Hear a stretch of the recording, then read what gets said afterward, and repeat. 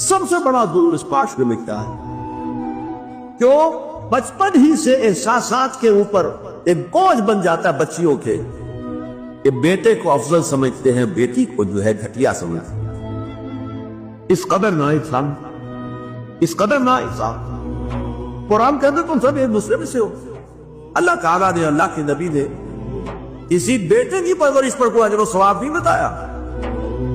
ہاں، تو یتیم بیٹیوں کو پال پوس کر، تہذیب سکھا کر، پھر ان کی شادی کر کے ان کے گھروں میں پہنچا دیا، جنت کی ضمانت اللہ تعالیٰ دے رہا۔